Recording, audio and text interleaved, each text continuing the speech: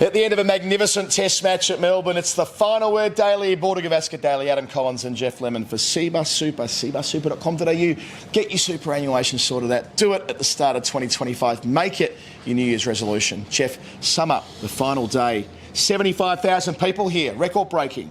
30 seconds, go. Did they bat too long? Australia, 6 runs, 4 overs. Everybody was talking about that. India just sort of tried to block it out for a while, 16 overs. They had 340 to chase. They weren't going to chase those. They needed to survive 94 overs. And then 3 down by lunch. Kohli brain explosion. More brain explosions were to come, but there was a wicketless middle session before that. And then Rishabh Pant popped one up in the air. And suddenly the collapse was on. They lost 7 for 30-something. Dog shit at the end, let's be honest. Don't know how things fell apart like that, but Australia just kept at them. It was relentless, and they finished up the job with about 30 minutes to go. Supposedly 14 overs. Would they have got through the 14 overs? I've finished my 30-second summary. This is a question. Would they have got the full 14, or would they have run out of time, or would there have been... I feel like bad light could have intervened even. I don't know. Things were afoot. They were fine on that front, so they were inside the final hour, which takes time out of the equation, and there was no concern at all with light. So they had time on their side. Yep. They won, I think, with 12 and a half overs to go, or something like that. Bowling out India for 155, 5 balls before the second knew he was due as well, which almost certainly would have been a factor. They win by 184 runs. India was set 340, as you say. Australia batted for over and a half this morning, added 6 runs, Lyon the last to fall. Let's get to the key moment of the day.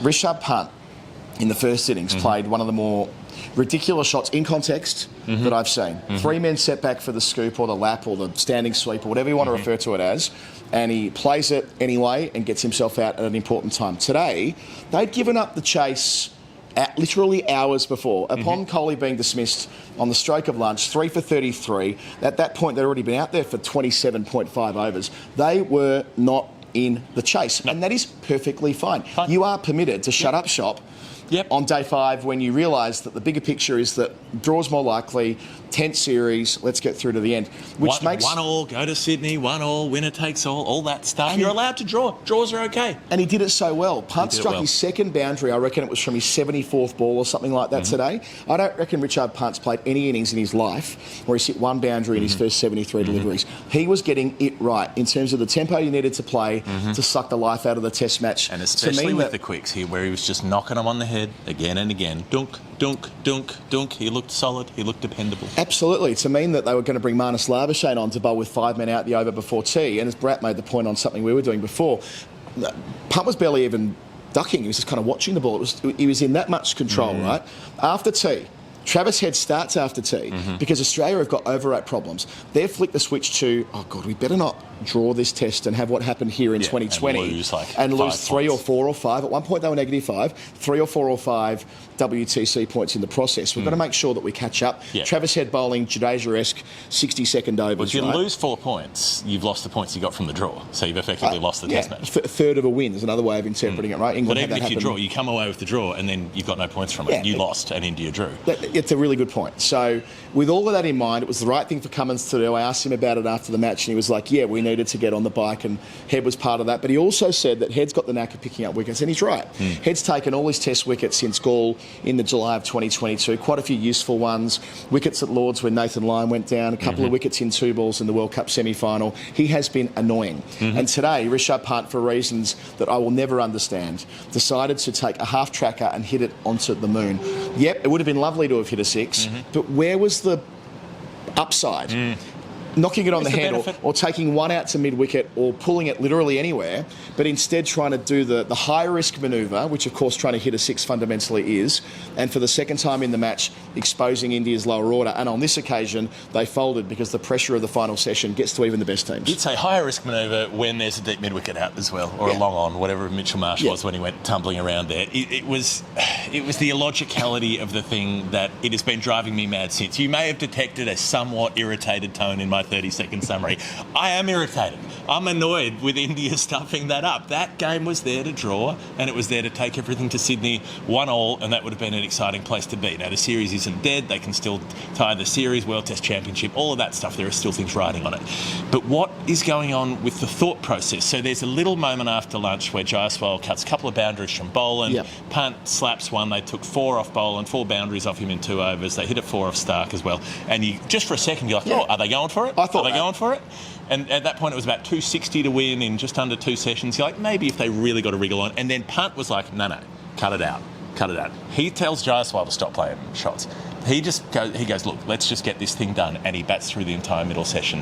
And then there's an over of Travis Head after the break. And then it's in the second over of Travis Head that he's like, you know what? Hitting sixes feels good. Why then? Like, if you could have still been scoring. You could have still been looking to push the ball around and do your ones and twos and try to vaguely keep in the hunt, try to keep Australia a little bit nervous, something like that.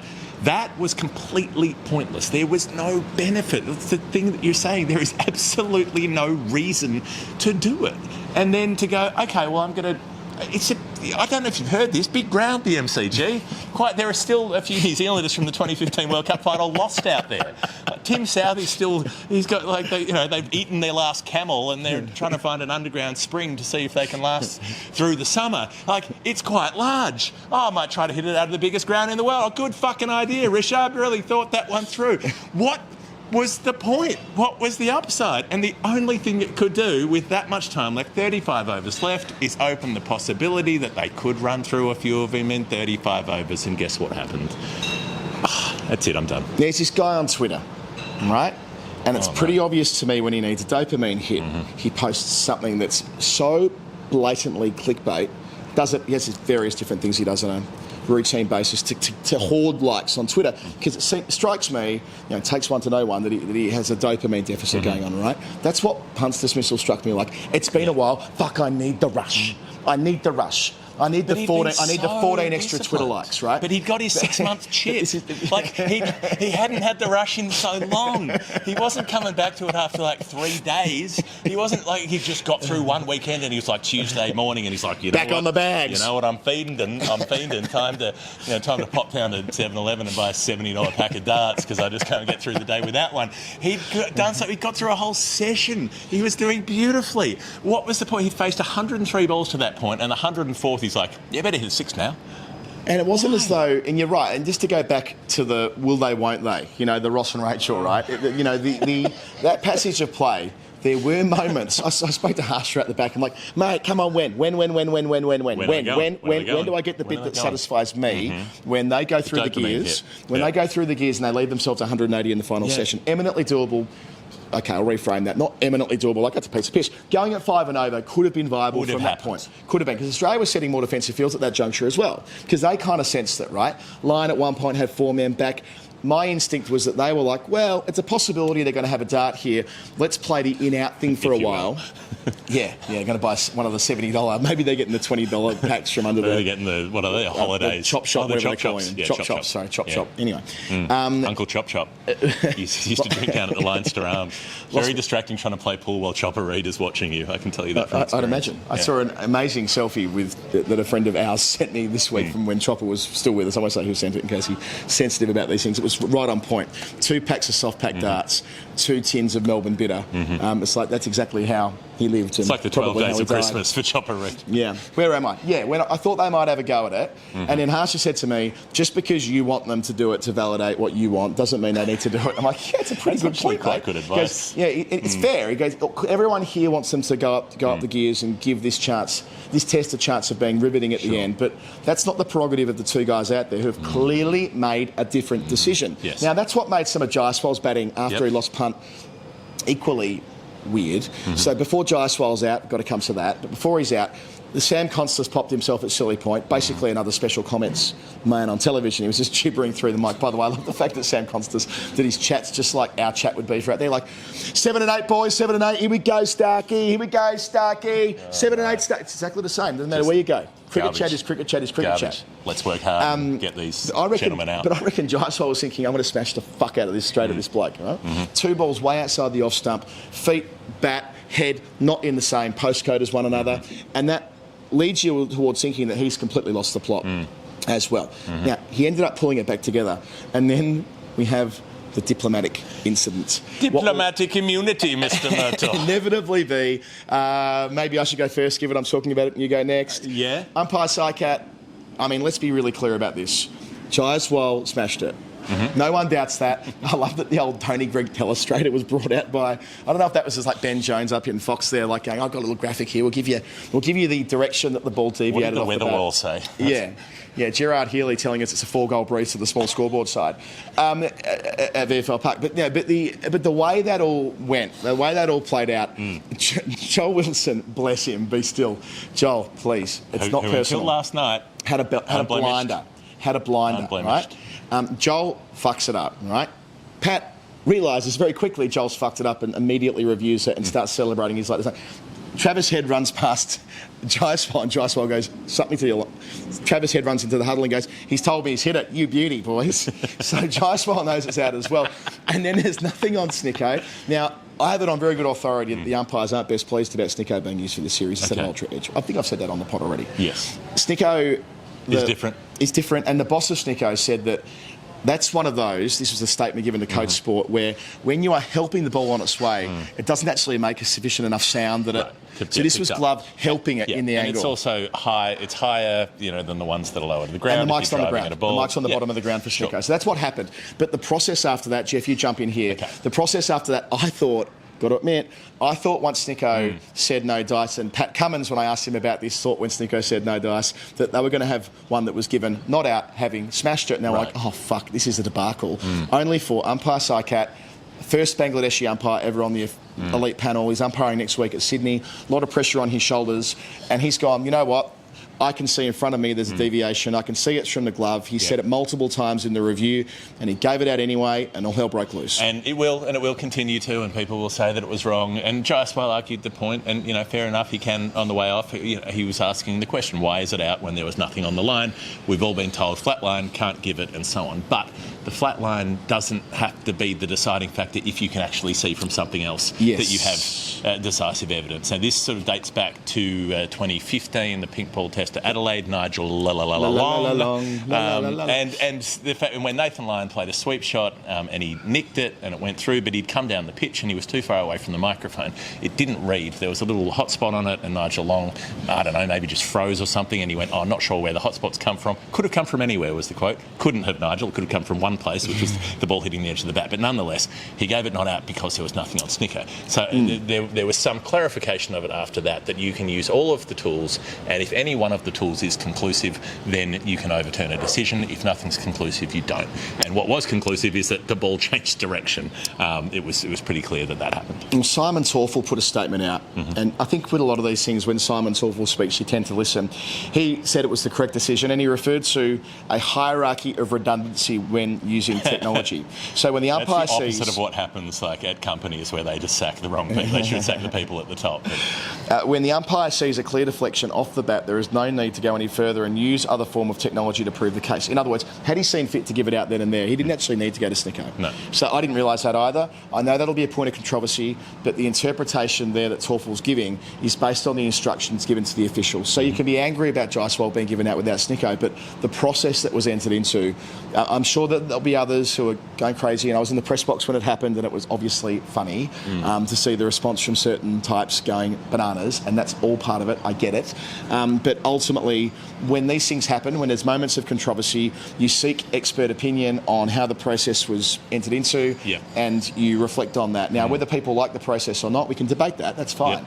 But that is what umpire Saikat was doing when he realised there was a deflection.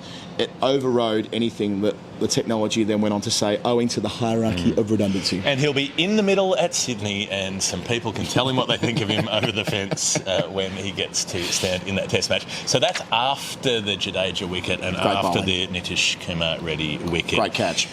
Scott Boland comes on, does things at the MCG, 3 wickets in both innings. He comes on and he gets that bounce, and there was no low bounce. When you talk about inconsistent bounce, we didn't have balls keeping low, but we did have balls that kicked. We had balls that took off through the test match when a fast bowler slammed it, and you've got Boland coming in with a 60 over old ball by that point, 50 whatever it was, and crashing it into the pitch, and he gets it to jump at Jadeja, who gloves it through, and then Reddy gets Lyon, gets one that moves away and that takes the edge to slip, and Smith holds it well. Yeah, no need for deep analysis on the wider collapse. All I would say is that Jadeja and Reddy have been exposed by Pant, right? And a lovely bit of bowling to get Jadeja, Boland in the 63rd over, still getting the ball to move away conventionally, and so it is with Akashdeep as well, with Boland's back in the attack. It's an inside edge onto the pad. That was quite funny when they did require Snicko for that decision, because it was an inside edge that went onto the pad, and then Wilson again had to overturn his decision. So that was, for those following the Snicko melodrama, as I was on commentary at the time, that was genuinely funny. It felt like Joel Wilson and India were twinned. They were so close to the finish line, and then they stumbled at the end. They almost had it. How about Stephen Peter Devereaux Smith at first slip? Bloody hell, that's a good catch, the one where he has to go behind Carey. Underrated how often Smith has had to go behind the keeper when he's obscured. To do that behind Carey's right pad, it would have been, to take the catch off Reddy, who of course made 100, and he's been the informed Indian player over the course of the series. And then Bumrah as well, low to the ground, moving to his right, going behind second slip on that occasion. Just another reminder, if you needed one, that Smith, I know that we've all been sort of drifted into the idea that he might be done. There have been signs that he might be done at different points. Well, a pair of hundreds and a pair of catches which say otherwise. And I'll come to some numbers and so on in the Hall of Fame. Maybe we'll do the WTC there as well. I just want to say the last bit on Rishabh Pant, just to clarify, had Rishabh Pant got out trying to hit a 6 from his 25th ball, I would have gone, fair enough. Chasing the runs. Yeah, if you're chasing the runs, if you're out there, you want to take them on, and it didn't work, and then you'd have other players you could rely on to shut up shop. It was only once the win was completely out of the question that became pointless. That's why I'm angry. I like Rishabh Pant hitting sixes. That is a good time. That is a thing I enjoy. I didn't enjoy it today. Just want to make that clear. And look, you're going to go a long way to find two people who have been more celebratory of Rishabh Pant's career. We've loved it. I even liked the dismissal in the first innings. I thought it was funny, at least. Yeah, I remember commentating him on in the IPL before he played for India. I'm like, what the fuck is this? I love this guy. So it's not personal. No. It's not a wider reflection. He's got out twice in his Test match in ways that have really affected the position of India. And today it was the catalyst, as I mentioned before. It was a 7 for 34 collapse. It wasn't and that took all of 20 overs. So, you know, that was decisive in the way this test played out, and indeed the way this series is now positioned at 2-1. Australia only need to not lose at Sydney to make sure that they can win the Border Gavaskar for the first time in a decade. And last thing I'll say is that Lyon gets his second wicket, Siraj at the end, and Travis Head, it's probably Hall of Fame worthy, throws his helmet pretty much all the way back to the pavilion from short leg, which was, I've got a photo that I put up on social media like just before he throws it. I think anyone who was watching on television saw him heave it into the air, and that said a lot about the emotion of the day. Maybe we'll do some wider atmospherics of today in the Hall of Fame. We'll come back to that in just a moment. Before we do so, Maurice Blackburn Lawyers, MBs, Australia's #1 plaintiff law firm. I am doing my answer on Storytime 213 tomorrow on Maurice Blackburn. And I cannot wait, because this guy, I knew a little bit about him. I knew a little bit about his public life. This guy had quite the life. He had stories he could tell you. Believe you me. And I'm going to relay that story on Storytime, tell you all about Maurice Blackburn. He started the joint himself in his own name. I don't mind that. Going to start a business, name it after Put your yourself. name on the front. Unless Put your name on the door. Unless it's like an abattoir, maybe, or a... I don't know. Maybe not then. Maurice Blackburn Abattoirs probably had a different... But he, 1919, his country said son. No, they didn't do that. That was in 1915. Started the law firm then, #1 plaintiff law firm in the country. They've worked on some amazing things over the years. Like, we're talking massive class actions. They were involved in the 40-hour working week. They were involved in making sure that Indigenous workers, the women, were paid the same as white men. Like, so much stuff. The origin story goes back to him. So if you need legal support, no one better. Maurice Blackburn. All the details in the show notes. We'll be back in a sec with the Hall of Fame, and we'll wrap it up there. It is the final word. Forgot the name of our show for a minute. Probably done it for 10 years. It's the Australia-India Daily. We're old now. We are. It's the Border Gavaskar Daily, and it's 2-1. Hall of Fame, what have we... CBUS? Yeah, I just wanted to say about the Hall of Fame. Kabaddi 2 nights ago, everyone that went said it was unreal.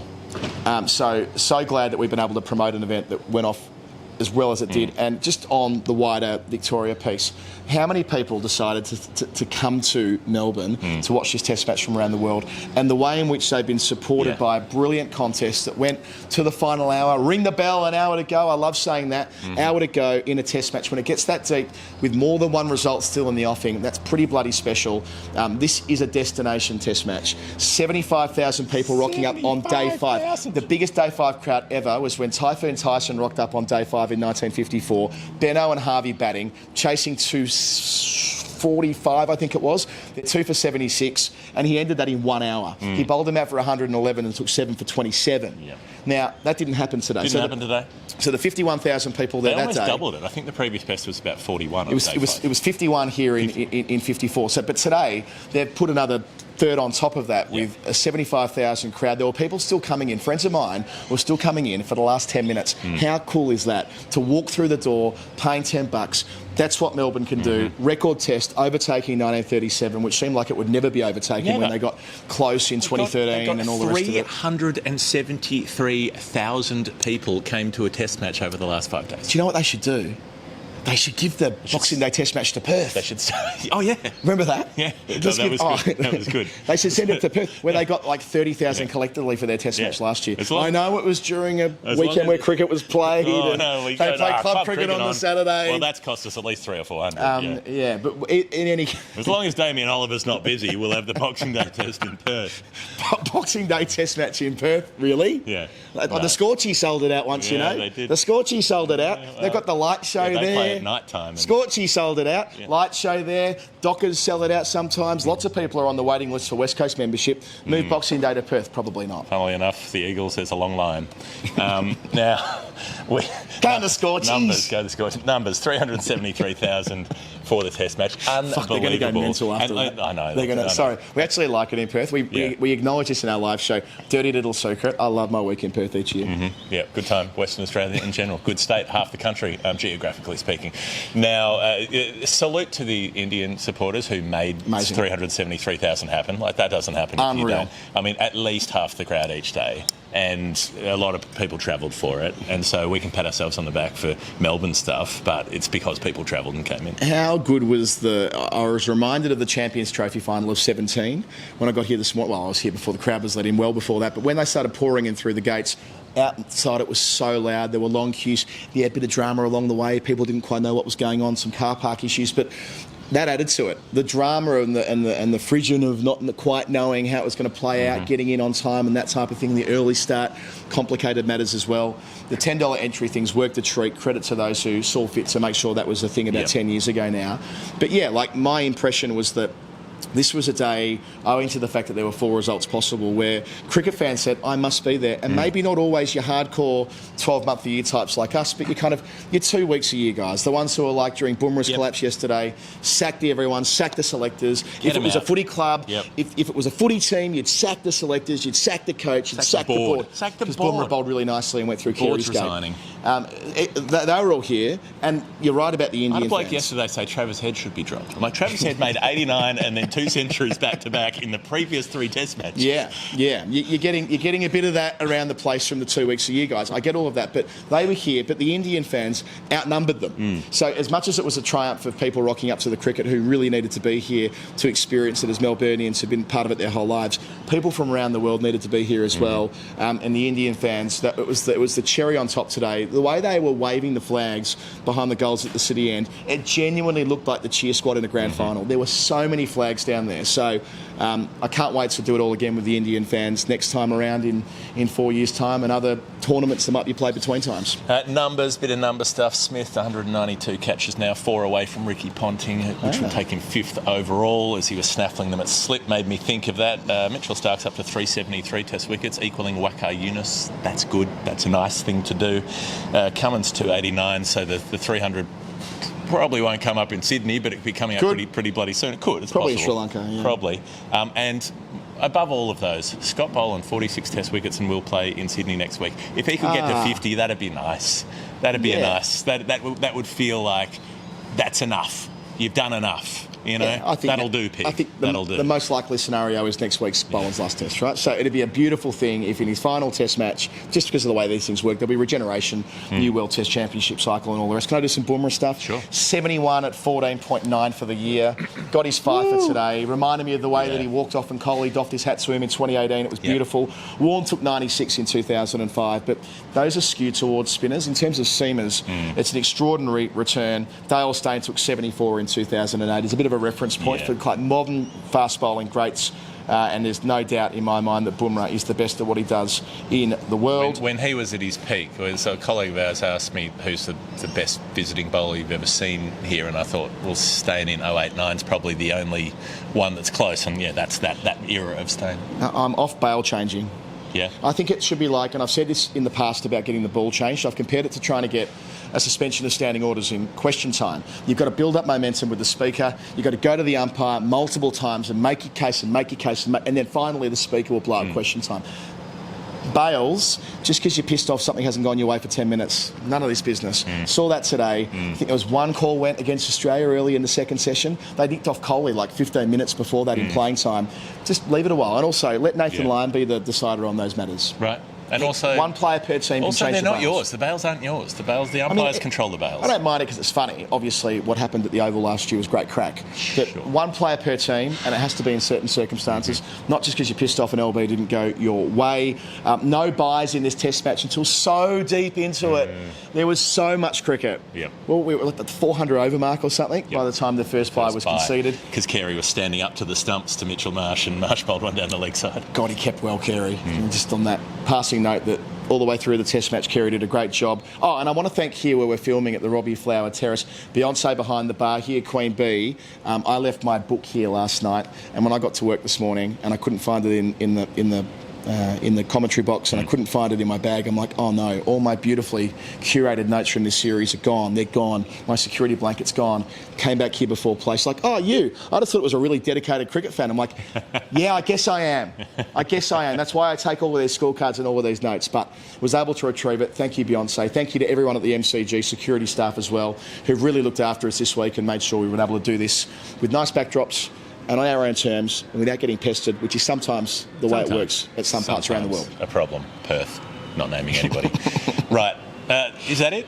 Have we come to the end of the show? Here are all the notes. There are lots of things to say, but you know what? It's been a long podcast. We've said enough. We'll do more tomorrow. There'll be a wrap up. There'll be the rest of that. If you want your Glenn Maxwell sunglasses, 10% off. Links in the show notes. Adam's wearing them on the video there. These the street ones. These are the street ones. They're really cool. I like these T20vision.com.au. We didn't really talk about, and people will wonder why we didn't talk about the Coley Rohit stuff. That's by design. We'll do that tomorrow. No one asked Rohit about his future. Not by design from me. I just didn't think about it because too much else happened. No, I did. I'm like, we'll save that for tomorrow. No one asked about Rohit in the press conference about whether he's going to hang him up, which is surprising. As Tommy Thiessen, our colleague, said, he might need to be in the back of a car doing a lap, being thanked at Sydney rather than leading the team. Yeah. I kind of share that view. Pop him in the back of a Toyota with Ryan Harris. He can have the lap again because he had to do it at Brisbane when half the ground was closed. Yeah, that's right. They drove him around in front of an empty grandstand while he just probably just on his phone. Put him in a convertible, send him around next week at the SCG and let Jaiswal Bumrah captain the team. As for Coley, who knows what's going on there. I don't think he's retiring. I suspect we probably know by now. In saying that, I'll look at my phone and I'll find out that he has. But I'd love Coley to play at Sydney next week and make a double 100. We all would. Anyway, not everyone, but you and I. Anyway, that's the show. Border Gavaskar Daily, Day 5, Day 6, wrap-up show tomorrow. Our New Year's show the day after that. Story time the day after that. We'll be in Sydney for every day of that. And our live show is on the 7th of January with Glenn Maxwell, the Sydney book launch with Maxi, and Simon KATICH, who's been in terrific form this week on commentary. One of the best human beings in cricket, Simon KATICH. Great relationship with Maxi. Come along, bring your mates. It's going to be fun. Night 5 of the Sydney Test.